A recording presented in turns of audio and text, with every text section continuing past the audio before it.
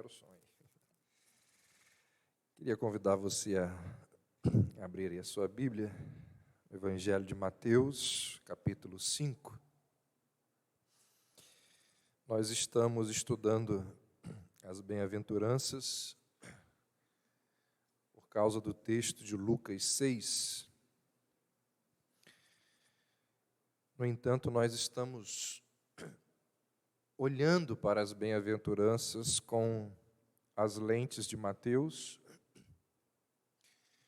uma vez que a versão de Mateus ela é mais completa que a versão de Lucas. Nós já vimos sobre os humildes de espírito, os que choram, os mansos, e hoje nós chegamos à quarta bem-aventurança mencionada por Jesus. Vamos ler aí, Mateus 5. Vendo Jesus as multidões, subiu ao monte, e como se assentasse, aproximaram-se os seus discípulos, e ele passou a ensiná-los, dizendo: Bem-aventurados os humildes de espírito, porque deles é o reino dos céus. Bem-aventurados os que choram, porque serão consolados.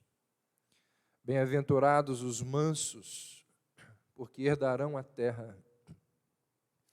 Bem-aventurados os que têm fome e sede de justiça, porque serão fartos. Vamos orar.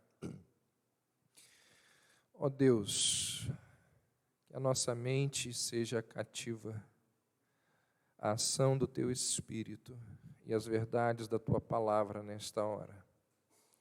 Nós assim oramos e te pedimos, em nome de Jesus. Amém.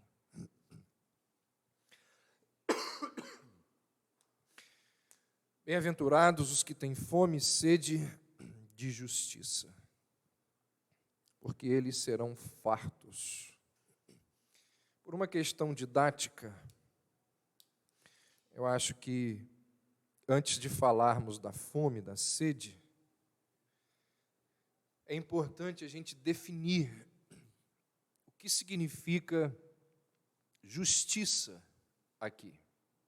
Quando Jesus diz que felizes são os que têm fome e sede de justiça, o que ele tem em mente quando fala sobre justiça? A primeira coisa que a gente precisa lembrar é que a palavra justiça aqui não tem absolutamente nada a ver com um conceito humano de justiça. Quando um juiz condena um criminoso, nós dizemos que foi feito justiça.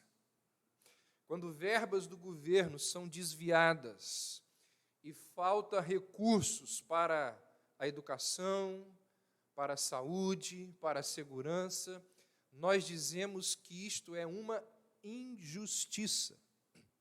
Então não é sobre esse conceito de justiça humana que está sendo tratado por Jesus aqui nas bem-aventuranças. A justiça das bem-aventuranças se refere à justificação de Deus para com o ser humano. Paulo vai dizer que todos nós, seres humanos, somos considerados injustos diante de Deus. Romanos 3,10, o apóstolo diz: não há um justo sequer. Não há quem busque a Deus. Por causa da morte de Cristo em nosso lugar, nós somos considerados justos diante de Deus. Paulo também trata disso, também faz referência a isso lá no capítulo 3, quando ele diz que a justiça de Deus, pela fé em Cristo Jesus, ela é conferida a todos aqueles que creem. Versículos à frente, naquele texto famoso de Romanos 3, 28, Paulo vai dizer que o homem ele é justificado pela fé. E aí, diante de tudo que nós já aprendemos ao longo da nossa caminhada sobre justificação, deve nos chamar a atenção aqui aquilo que Jesus não está dizendo. Entendendo que justiça aqui não é a justiça humana, mas a justificação divina para com o homem, entendendo isso, deve nos chamar a atenção o que Jesus não está falando sobre a justificação. Cristo não está dizendo que nós precisamos alcançar esse tipo de justiça para sermos aceitáveis diante de Deus. Na verdade, Jesus aqui está dizendo algo muito mais radical. Cristo está nos dizendo que ninguém, nenhum ser humano pode atingir esse tipo de justiça. Mas nós podemos receber essa justiça como uma dádiva, como um dom. Assim como uma pessoa que tem fome, que tem sede, que está desidratada e está ali morrendo de fome, como que uma pessoa nessas condições ela é capaz de realizar alguma coisa por si mesma? Ela é incapaz. Se você está morrendo de sede, você não cava um poço. Pelo contrário, você clama por água. Se você está morrendo de fome, você não vai plantar uma horta. Porque você não tem condições, você não tem forças. Pelo contrário, você precisa de comida agora mesmo. Porque você morre de fome. Então você clama por alimento. Quem tem sede, quem tem fome, não pode fazer nada. Está numa situação que necessita que alguém faça por ele. Nós precisamos de alguém que tenha comida, que tenha água. E, na verdade, que tenha mais do que isso, que tenha compaixão, que tenha piedade, e que, então, nos satisfaça, nos ajude na nossa fome, na nossa sede. Então, o bem-aventurado é aquele que entendeu, porque ele é pobre de espírito. Ele compreendeu que se alguém não intervir para lhe dar, para lhe conceder aquilo que ele precisa, ele não vai sobreviver. O bem-aventurado é aquele que sabe que se o Senhor não lhe der a justiça dele como um dom, ele não terá esperança de ser satisfeito, nunca. Por isso que a Bíblia diz que aquele que não conheceu o pecado, Jesus, ele, Deus, o fez pecado por nós, para que nele fôssemos feito justiça de Deus. Então nós, primeira coisa que nós precisamos entender é que nós não temos a menor condição de conseguir essa justiça.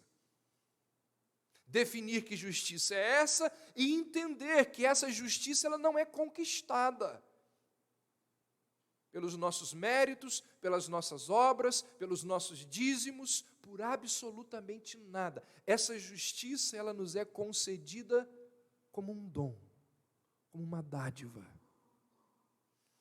Entendido isso, o que a gente pode pensar sobre a fome e a sede mencionados aqui por Jesus? As pessoas dos tempos de Jesus, aquelas que ouviram essa mensagem pela primeira vez, elas sabiam muito mais acerca de fome e sede do que eu e você. Nos nossos dias, na nossa sociedade, é raro convivermos com fome e sede. Todos nós temos acesso imediato à comida e bebida a qualquer momento. As pessoas no mundo antigo, elas não tinham essa possibilidade. E a fome era algo muito comum. A sede era algo que muitas vezes assolava muitas sociedades. Numerosos casos de fome, de grandes dimensões e de durações ocorreram durante o período da história bíblica, e a Bíblia narra esses momentos. Por exemplo, o primeiro caso de fome séria na Bíblia é registrado lá em Gênesis 12. E é dito que a fome foi tão grande que levou Abraão a ir para a terra do Egito buscar alimento. Depois, um pouco mais à frente, Gênesis 26. Assim como seu pai, Isaque também vai para o Egito por causa de fome. Depois disso, teve a famosa fome ali dos 7 anos, das 7 vacas magras, que José previu num sonho. E diz a Bíblia que nesta ocasião a família inteira de Jacó foi para o Egito buscar comida. A fome foi o principal motivo pelo qual os israelitas viveram no Egito como escravos de Faraó. A Bíblia diz que um homem chamado Abimeleque, a fome fez com que esse homem deixasse Belém e fosse com a sua esposa e os seus 2 filhos, Malom e Quilion, para a terra de Moabe, em busca de comida. Fome. 2 Reis 6, conta que nos tempos de um rei chamado Jorão, que era o rei do reino do norte, diz ali que houve grande fome em Samaria. E nesse caso, a crise foi tão grande que 2 mulheres combinaram de comer os seus filhos. Elas combinaram de comer o filho de uma num dia e comer o filho da outra no outro dia. E comeram a criança no primeiro dia. Você consegue conceber isso? Você consegue imaginar uma situação dessas? Comeram o filho de uma num dia porque a fome era imensa. E a segunda mãe, no segundo dia, não liberou ali o seu filho para ser o prato do dia. Você consegue imaginar que isso não é história de cinema, que isso aconteceu entre nós, seres humanos? Ao longo da história da humanidade, não apenas nos relatos bíblicos, mas ao longo da história da humanidade, muitas pessoas enfrentaram situações gravíssimas de fome. Na metade do século XIX, na Irlanda, aconteceu a chamada fome da batata. 1 milhão de pessoas, 10% da população, morreu de fome num período de 3 anos. A gente não sabe o que é isso. 3 anos, 1 milhão de pessoas morrem de fome. 1930, na Ucrânia, acontece a chamada Grande Fome. Milhões de pessoas morrem de fome. Relatos de testemunhas oculares desse período de fome afirmam que as pessoas literalmente enlouqueciam de fome. Muitos se tornavam canibais. Muitas pessoas acabavam comendo couro de sapato, carne podre, lixo e até excremento. Crianças eram vendidas como escravas por seus pais para poderem ter o que comer. Não é que o pai e a mãe não as amasse, era justamente porque as amava que eles vendiam os seus filhos, porque só assim eles poderiam sobreviver. A carne das pessoas que morriam, ela era moída e vendida como comida. Cidades inteiras inteiras, vilarejos inteiros ficavam sem nenhum habitante. A situação era caótica. Ainda hoje, em grande parte da África, principalmente onde existem países muito populosos, como a Somália, o Sudão, a Etiópia, a fome ela continua sendo uma grande ameaça, uma constante ameaça à vida.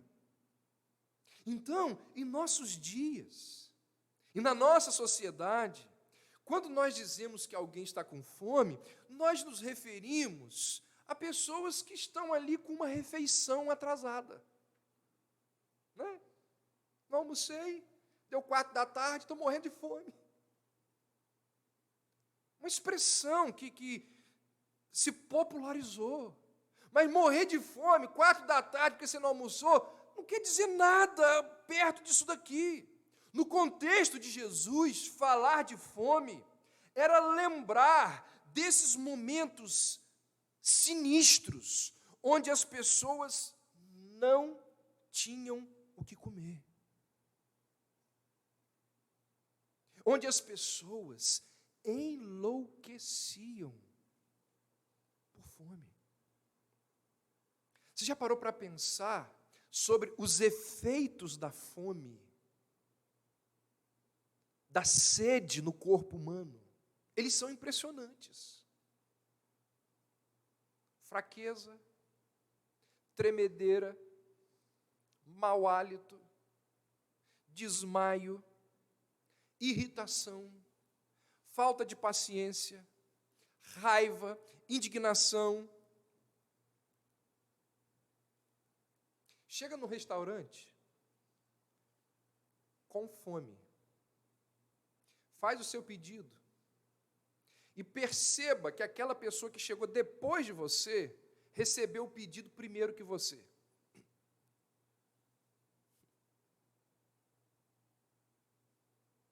As mesas ao lado vão sendo servidas, nosso pedido demora a chegar, e você ali, morrendo de fome. Veja a sua reação. A fome, algumas vezes, ela pode ser tão intensa que ela se transforma em dor. E nesse estágio em que a fome se transformou em dor, o indivíduo ele é impelido. O instinto dele o leva a buscar comida, quase que sem considerar o preço ou as dificuldades para se obter o alimento. É aí que nós percebemos que o maior, o mais forte instinto do homem é o da alimentação. Não existe instinto maior do que o da fome. Instintivamente, o corpo, ele clama pelos elementos que necessita para funcionar, para sobreviver. O corpo clama, o corpo pede.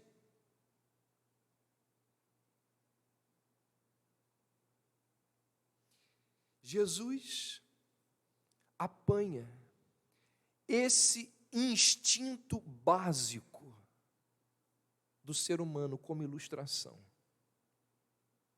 E ele diz que nós devemos sentir algo semelhante quanto à justiça de Deus. Ele diz, assim como alguém que instintivamente, que enlouquecidamente precisa de alimento, que corre atrás do alimento. Felizes são aqueles que instintivamente, que correm atrás da justiça de Deus. Assim como o faminto, assim como o sedento, anseia desesperadamente por comida e bebida, nós devemos ansiar, desejar, almejar a justiça de Deus. Jeremias vai dizer: achadas as tuas palavras, eu as comi. Tal era a fome que aquele homem tinha da verdade de Deus. Quando eu as achei, eu as comi. Jesus está nos dizendo que nós precisamos de retidão, da mesma forma como nós precisamos de comida, da mesma forma como nós precisamos de água. Jesus está nos dizendo que ninguém vive fisicamente sem comida e água. Semelhantemente, ninguém vive espiritualmente sem a justiça que vem de Deus. E comentando esse texto, alguém disse que estar com fome não é suficiente.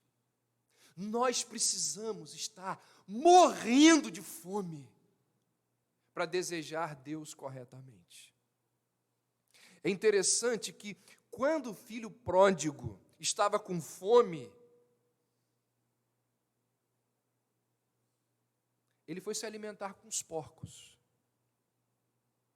Quando ele teve fome, ele foi ficar com os porcos. Ele corre para a casa do pai quando ele está morrendo de fome.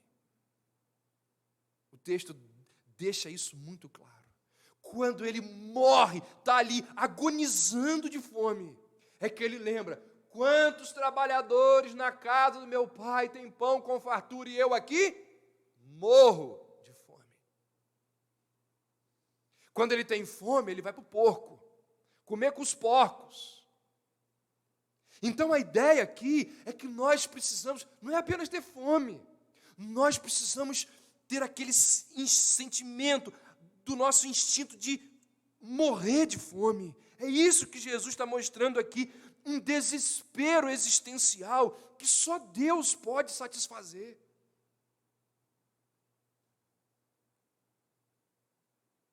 Pense em Moisés. Moisés teve uma experiência extraordinária com Deus na sarça ardente. Moisés viu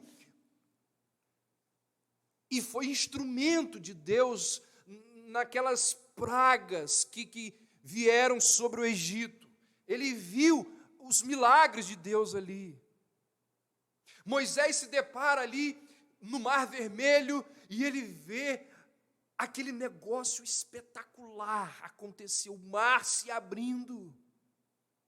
Moisés vê milagres no deserto. Moisés constrói o tabernáculo. Moisés vê a Shequiná de Deus pairando sobre o tabernáculo. Moisés viu lá o dedo flamejante de Deus riscando as tábuas de pedra, quando Deus escreve ali os 10 mandamentos. Moisés desce do monte e diz o texto que a face de Moisés brilhava a ponto dele precisar usar um véu. Olha quantas coisas que Moisés viveu. Olha quantas experiências extraordinárias. Essas experiências poderiam ter sido suficientes. Mas Moisés não. Moisés vira para Deus e diz: mostra-me a tua glória. O que é isso? Fome de Deus. Passou por experiências extraordinárias. Ele diz: não é suficiente. Me mostre a tua glória. É isso o que significa fome e sede de justiça. O bem-aventurado é aquele que quer mais e mais, cada vez mais. Pense em Davi, o homem segundo o coração de Deus. Deus protegeu Davi, Deus cuidou, providenciou, guiou Davi de forma bondosa ao longo de toda a sua vida. Deus usou a Davi para elevar Israel a uma grande potência. Davi escreveu vários salmos que deixam evidente a intimidade que ele tinha com Deus. Davi vai dizer no Salmo 63, cedo te buscarei, a minha alma tem sede de ti. A minha carne te deseja como uma terra seca e sedenta, onde não há água. Você está entendendo o que é fome e sede de justiça? O bem-aventurado é aquele que quer mais, cada vez mais, busca cada vez mais de Deus. Pense no apóstolo Paulo. Teve uma experiência extraordinária, sobrenatural ali na estrada de Damasco.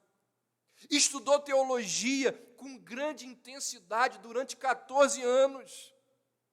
Foi arrebatado ao terceiro céu, ouviu coisas que ele disse: eu não posso contar. Eu não posso contar o que eu ouvi ali, o que eu vi ali. Paulo escreveu doxologias, hinos de adoração que nos arrebatam, que levam a igreja a adorar a Deus com os seus hinos até os dias de hoje. Quando Paulo escreve aos crentes de Filipos, Paulo diz assim: uma coisa eu faço, esquecendo-me das coisas que para trás ficam e avançando para as que diante de mim estão, eu prossigo para o alvo, para o prêmio da vocação celestial de Deus em Cristo Jesus.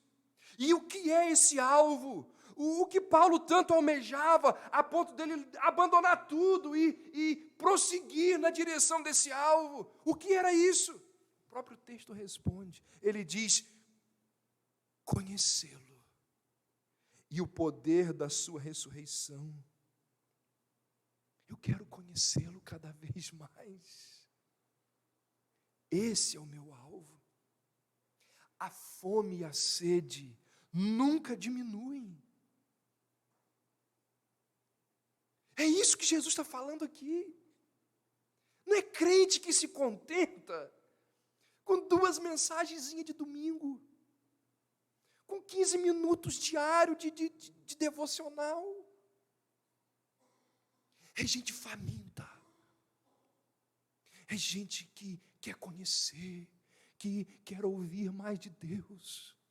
É gente que levanta de madrugada e diz: meu Pai, eu amanhã tenho que acordar 6:30 da manhã, mas eu estou aqui, 3 da manhã, porque eu quero ouvir o Senhor, porque eu quero falar com o Senhor.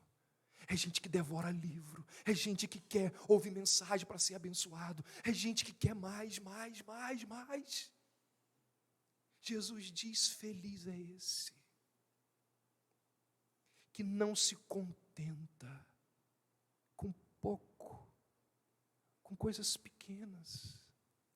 Feliz é aquele que troca as coisas transitórias, passageiras dessa vida, por Deus, pela justiça, pela relação dele com o Senhor. A fome e a sede nunca diminui. A fome e a sede torna-se um estilo de vida.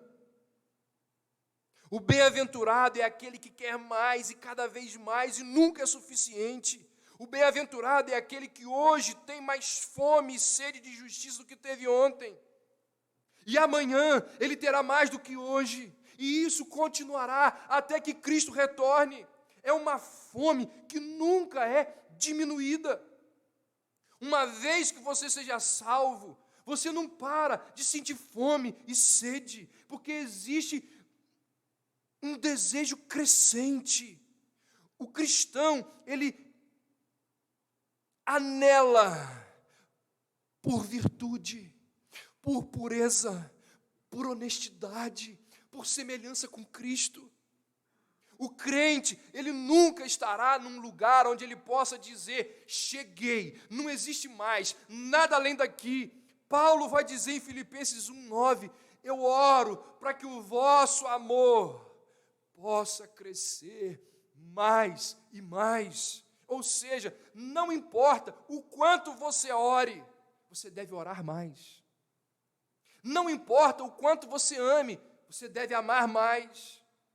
Não importa o quanto você obedeça, você deve obedecer mais. Não importa o quanto você pense como Cristo, você deve pensar mais como Cristo. Esse deve ser o nosso desejo. Felizes, diz Jesus, são aqueles que continuamente tem fome e sede de justiça. Fome e sede de justiça se assemelha àquele indivíduo que almeja atingir determinada posição na vida. Ele tem um sonho, ele tem um ideal, e ele não descansa enquanto ele não chega lá. Ele está sempre trabalhando, ele está sempre labutando em busca do seu alvo. Fome e sede de justiça assemelha-se àquele indivíduo que sente saudades da pessoa amada. Viajou, está longe.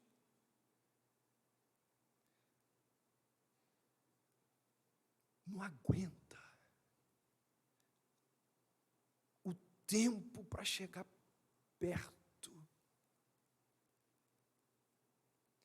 Eu me lembro a primeira vez que eu fiquei 5 horas longe de Arthur.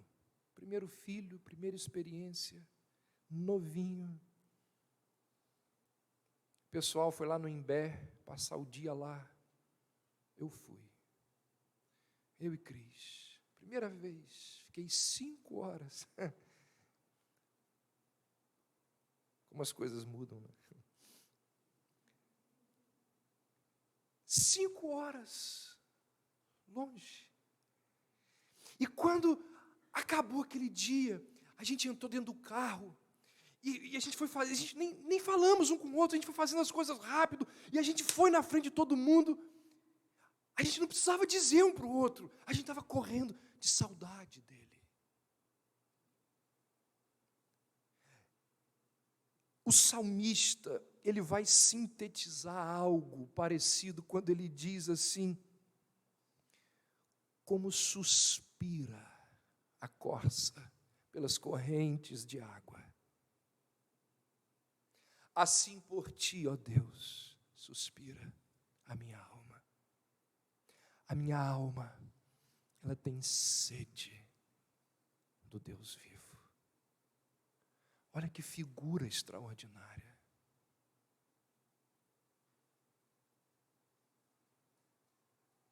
Irmãos, será que nós somos assim, quando se trata de conhecer o nosso Deus? Sabe aquela situação, aquilo que deixa você feliz, entusiasmado, um hobby. Você não vê a hora de chegar o momento de você fazer aquilo. Um time de futebol, é a final do meu time, a gente está contando as horas. Seleção brasileira, a gente viu hoje, né?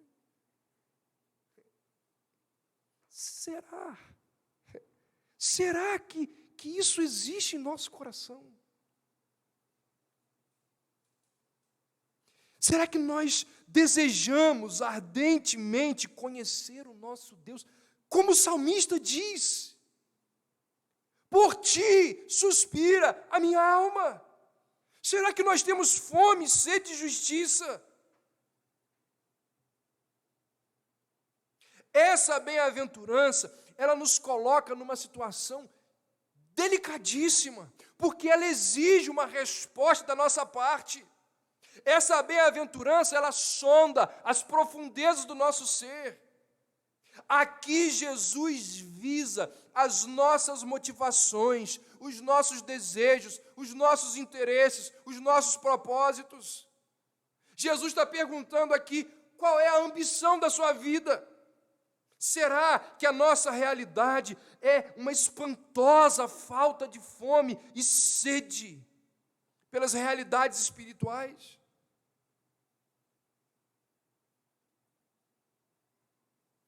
Lembrando, usando a figura que Jesus usa aqui, falta de fome é péssimo sintoma, não é? Falta de fome é péssimo sintoma. Pode ser sinal de criancice. Por quê? Porque as crianças deixam de comer para brincar.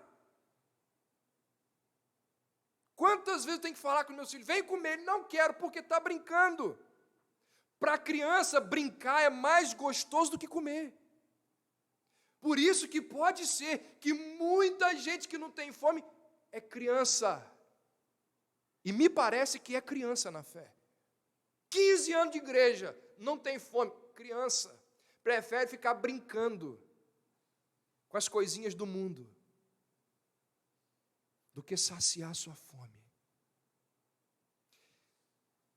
Fome é péssimo sinal, pode ser sinal de criancice, mas pode ser sinal também de quê? De doença. Quando um vírus ataca, ou quando uma infecção se infiltra ali no sistema digestivo, o centro de controle do cérebro comunica para o nosso corpo: você não está com fome.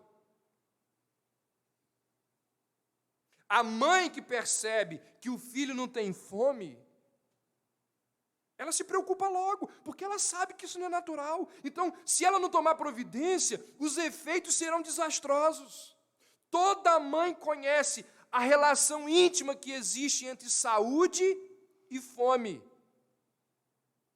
Lembra lá quando a filha de Jairo ressuscitou, a primeira coisa que Jesus mandou fazer? Dar comida para ela. Falta de fome, ou é criancice ou é doença.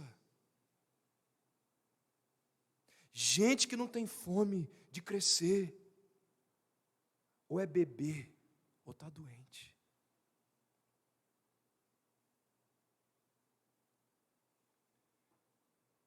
Para pensar.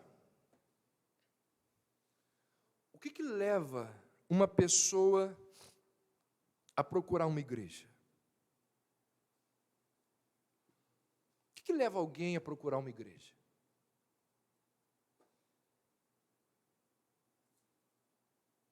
Problema no casamento? Tem aos montes, né? Situação financeira abalada? Tem aos montes. Um diagnóstico ameaçador? Corre para a igreja. Meu Deus, vou morrer.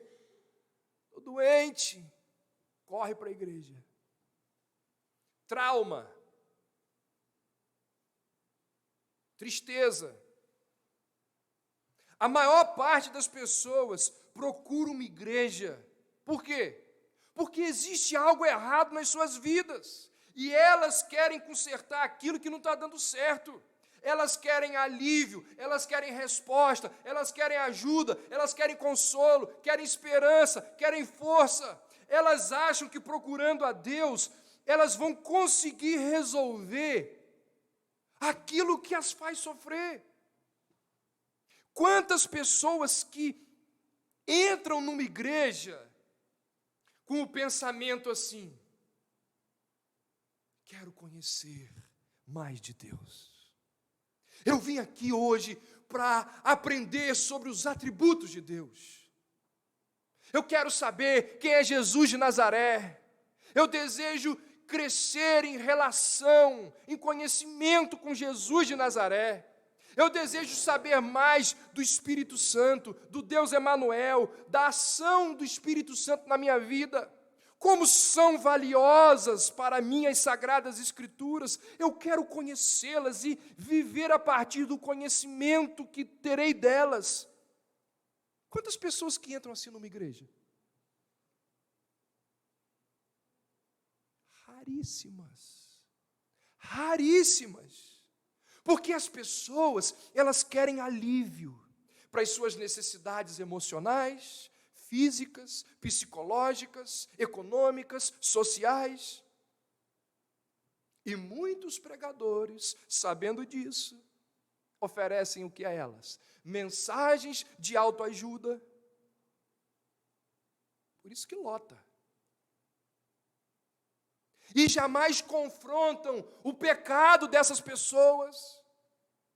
Ficam ali massageando o ego das pessoas, anunciando ideologias mundanas, mas nada, absolutamente nada disso resolve o problema.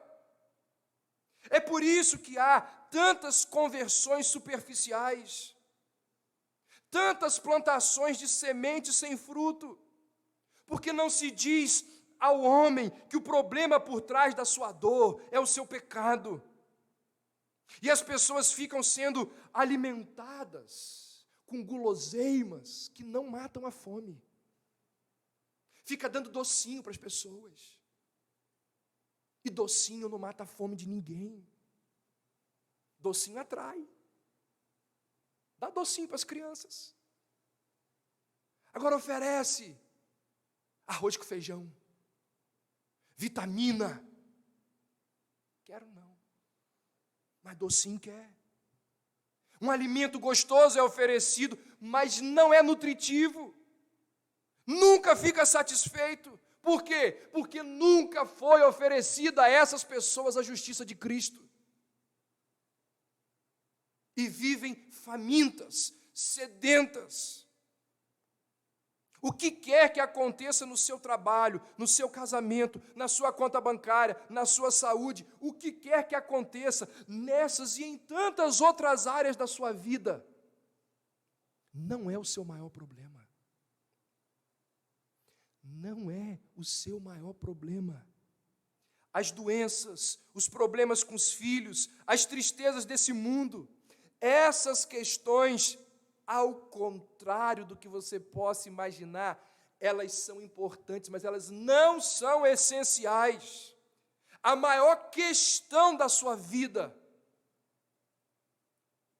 tem a ver com eternidade. Eternidade. Enquanto você não entende isso, você morre de fome, de sede de justiça.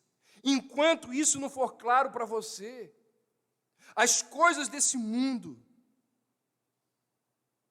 serão mais importantes para você do que a sua relação com Deus.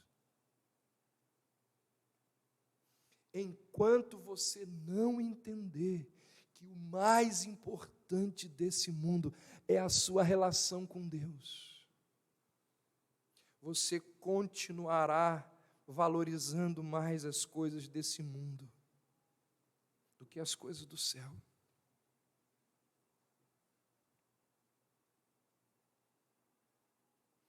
No auditório de uma igreja, nós encontramos pessoas que vêm acompanhando a esposa, o amigo, o filho, alguém que o convidou. No auditório de uma igreja, nós encontramos gente que vem porque gosta do ambiente, porque gosta da música, porque gosta das pessoas, até da pregação. Impressionante, tem gente que gosta de pregação, que confronta. Mas não muda, não. Gosta de acumular juízo sobre a cabeça. Tem gente no auditório de igreja que vem porque sempre veio. Sempre veio. Nunca parou para pensar, por que eu vou na igreja? É tradição, é religiosidade, e continua vindo. Aí às vezes falta um mês, aí vira e fala, mas me faz uma falta vir na igreja. Por quê? Por causa de Deus ou por causa da religiosidade? Realmente, faz falta e é bom estar com os irmãos. Mas esse não deve ser o motivo principal. Vem porque sempre veio. Porque é membro da igreja. Vem pelos mais diversos motivos. Mas quantos que estão no auditório da igreja que vêm por fome e sede de Deus? quantos? Sabe por quê? Porque quando a gente tem fome e sede de Deus,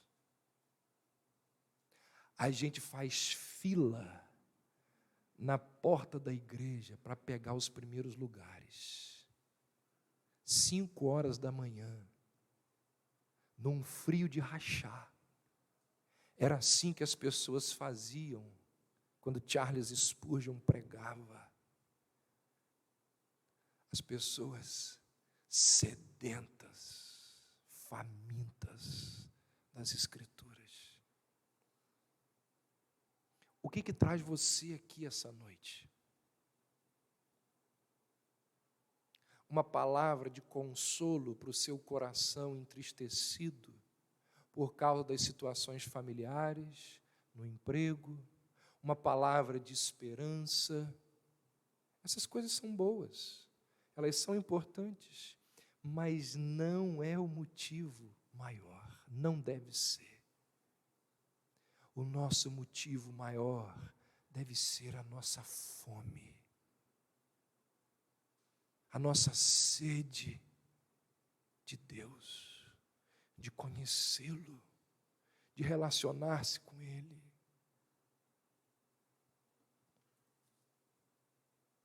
Pensa no filho pródigo. Quantas paixões teve o filho pródigo? Muitas paixões. Aquele rapaz, ele tinha um desejo ardente de dinheiro. E de tudo aquilo que o dinheiro podia comprar. De tudo aquilo que as posses podiam lhe oferecer. E por causa da sua motivação para o pecado e da sua busca por prazer, ele se dirige ao pai, quebra uma tradição familiar, diz para o pai: o senhor está demorando muito a morrer, e como o senhor não morre, eu quero o meu dinheiro, eu quero a minha grana, eu quero a minha herança. E o pai então dá o dinheiro ao filho, ele apanha aquela grana e ele, de forma desenfreada, ele sai pelo mundo e diz a parábola que ele desperdiça todos os seus bens, todos os seus recursos, em todas aquelas coisas que ele almejava. Viveu dissolutamente. Pegou a grana e deu vazão aos seus instintos, aos seus desejos. Eu pergunto, ficou satisfeito? Ficou satisfeito? Mas por que não? Por que não? Ele conseguiu tudo que ele queria. Tudo que ele almejava e desejava, ele conseguiu. Alcançou os seus objetivos hedonistas. Satisfez a sua sede de prazer. Experimentou todas as sensações, deu vazão às suas ambições e continuou vazio. Por quê? Por que aquele vazio permanece? Diante do vazio, diante da miséria, ele passa fome. E ele lembra: quantos trabalhadores do meu pai têm pão com fartura e eu aqui morro de fome. Gente, o que acontece aqui? O que aconteceu nessa história criada por Jesus? Foi a fome que o levou a desejar o retorno para a casa do Pai. Primeiro, ele estava com fome das coisas terrestres, daquilo que o dinheiro podia comprar. Mas ao perceber que todas aquelas coisas não saciavam a sua fome, pelo contrário, elas o levaram a experimentar uma fome que até então ele não conhecia. Então ele deseja retornar para a casa de seu pai. Essa é a experiência que conduz o homem a ter fome e sede de justiça. Ele percebe que tudo aquilo que ele sempre acreditou que traria satisfação à sua vida, tudo aquilo que ele sempre creu que traria significado, valor, prazer à sua vida, tudo aquilo é lama, é porcaria. Ele se depara com a miséria e ele percebe que só existe um capaz de saciar a sua fome: o Pai. É isso que significa fome e sede de justiça. É quando nós entendemos que o cônjuge não pode, as experiências da vida não podem, dinheiro não pode, aquilo que o dinheiro oferece não pode, sexo não pode, nada pode saciar a nossa fome, somente o Senhor.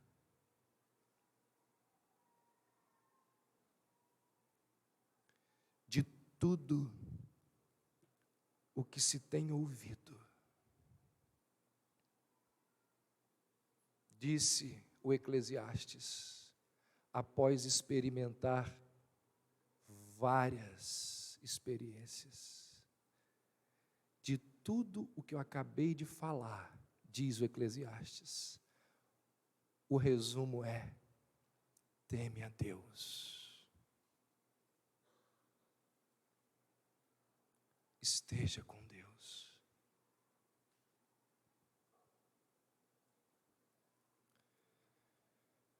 Por que os que têm fome e sede de justiça são chamados de felizes? Por que eles são considerados por Jesus bem-aventurados?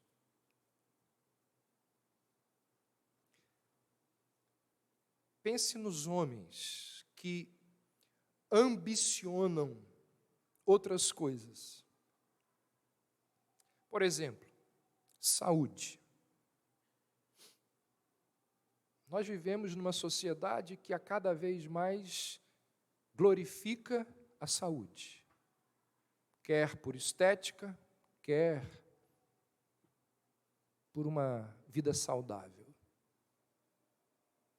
Há pouco tempo eu estava pensando, quando eu era adolescente, quantas academias existiam na cidade?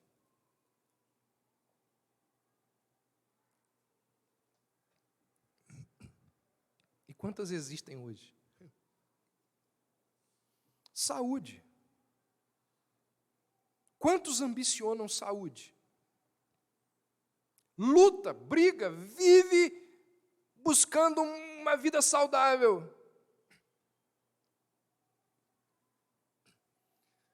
Um negocinho desse tamanho aqui, ó,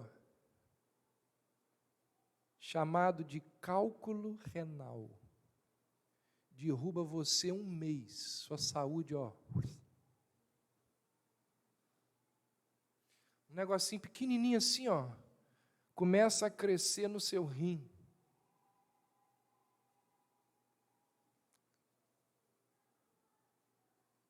Te espero na eternidade. Some. Outros ambicionam bens, acumulando. Mas todos nós sabemos que os bens ficarão nesse mundo.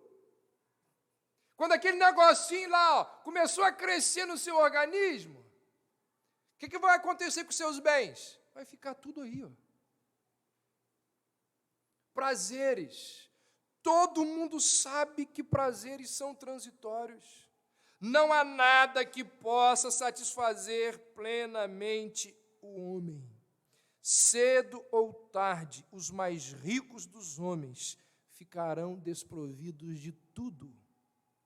Todos os homens são miseráveis, cegos, pobres, paupérrimos. No entanto, eles aqui são chamados por Cristo de bem-aventurados. E por que é que eles são bem-aventurados? Jesus diz: eles são bem-aventurados. Os que têm fome e sede de justiça são bem-aventurados. Por quê? Porque eles serão fartos. Eles serão fartos. Salmo 107, Ele satisfaz a alma ansiosa e enche a alma faminta com bondade. Jeremias 31, o meu povo ficará satisfeito com a minha bondade. Jesus vira-se para aquela mulher junto ao poço e diz: se você beber dessa água, nunca mais você terá sede. Numa outra ocasião ele diz: eu sou o pão da vida, coma deste pão e você nunca mais terá fome. Eles serão fartos. É uma promessa gloriosa. Brevemente eles serão saciados. Aquilo que eles tanto almejam, eles encontrarão. Aquilo que eles tanto querem, eles encontrarão. Nessa vida, a nossa fome, ela nunca será completamente satisfeita. Nem a nossa sede plenamente mitigada.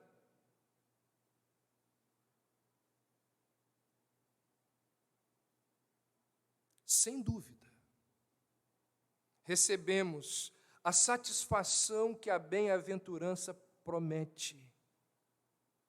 Mas essa satisfação nessa vida, ela é parcial. A fome, ela é satisfeita apenas para se tornar a se manifestar novamente. Por isso que a gente precisa estar sempre tendo fome. Por isso que nós sempre estamos tendo fome. No entanto, chegará o dia. Chegará o dia. E nós cantamos aqui hoje. Lá está o meu tesouro. Chegará o dia em que nós seremos plenamente saciados por Deus. Querem ver? Apocalipse, abra aí, por favor, capítulo 7.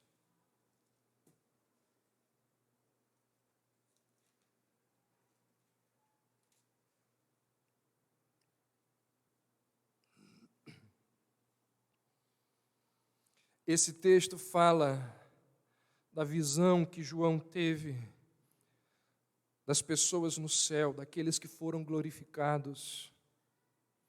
Se você observar o verso 9, diz: depois destas coisas vi, e eis grande multidão que ninguém podia enumerar, de todas as nações, tribos, povos e línguas, em pé, diante do trono e diante do Cordeiro, vestido de vestiduras brancas, com palmas nas mãos, e clamavam em grande voz, dizendo: ao nosso Deus, que se assenta no trono, e ao Cordeiro pertence a salvação. Todos os anjos estavam de pé, rodeando o trono, os anciãos e os 4 seres viventes, e ante o trono se prostraram sobre o seu rosto e adoraram a Deus, dizendo: amém, o louvor, a glória, a sabedoria, as ações de graças, a honra, o poder, a força, sejam ao nosso Deus pelos séculos dos séculos. Um dos anciãos tomou a palavra dizendo: estes que se vestem de vestiduras brancas, quem são e de onde vieram?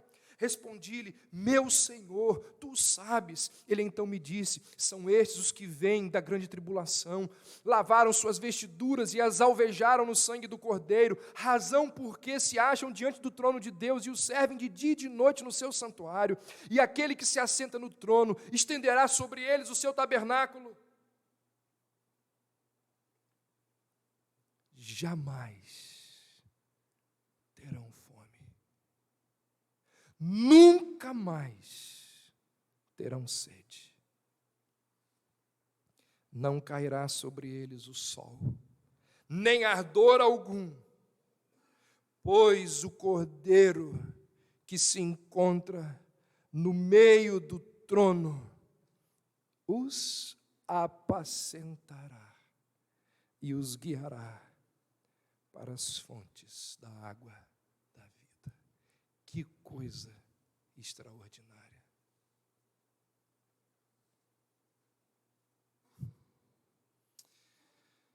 Se você vem à mesa de Cristo, empanturrado com a sua própria justiça, você matará a si mesmo de fome. Se você chega à mesa de Cristo, cheio de náuseas, por causa de ter saciado a si mesmo com seus aparentes méritos, você nunca entenderá o que significa a satisfação do Evangelho. Agora, se você vem à mesa com apetite, com fome da justiça de Cristo, ela é sua. Traga o seu apetite e venha se banquetear à mesa da justiça completa e perfeita de Cristo. E você será farto, e você ficará satisfeito. Meus irmãos, nós precisamos ter fome e sede de Deus, e não das coisas desse mundo. E é promessa de que aqueles que clamam por isso, eles serão saciados. Glórias a Deus. Louvado seja o nosso Deus por essa promessa extraordinária, por essa palavra tão consoladora, aqueles que clamam por crescimento, por santidade, por justiça. Vamos orar? Deus Santo, fala, ó Deus, aos nossos corações, e dá-nos o entendimento de que precisamos ter esta fome, esta sede pelo Senhor, pelas coisas do Senhor, pelas verdades da Tua palavra.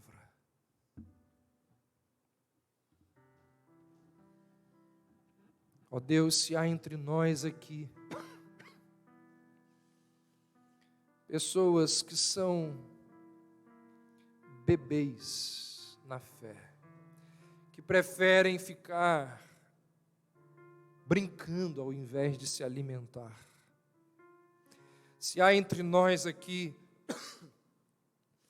pessoas doentes, que não sentem desejo pelas coisas espirituais, que não anseiam por conhecer-te, por relacionarem-se com o Senhor.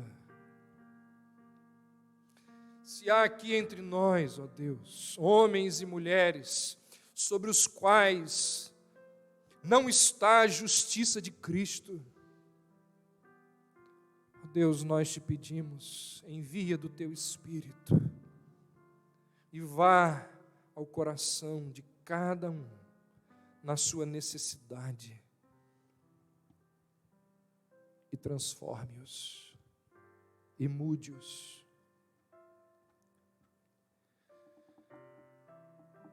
Para que assim o teu nome seja honrado, para que assim o teu nome seja exaltado.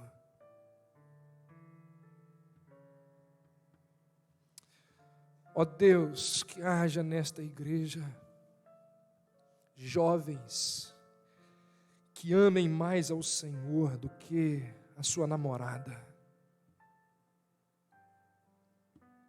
Homens que amem mais ao Senhor do que o seu emprego. Que haja entre nós pessoas que amem mais ao Senhor do que os seus hobbies. Pessoas que anelam, que anseiam por conhecer-te de tal forma que a madrugada não quer dizer nada para ele se levantar e estar diante do Senhor em comunhão, em adoração, em oração. Ó Deus, faz isso entre nós. Traz transformação nos nossos corações. Dá-nos fome e sede de justiça, com a certeza, a convicção de que seremos saciados por Ti. Essa é, ó Deus, a nossa oração, o nosso pedido ao Senhor, em nome de Jesus.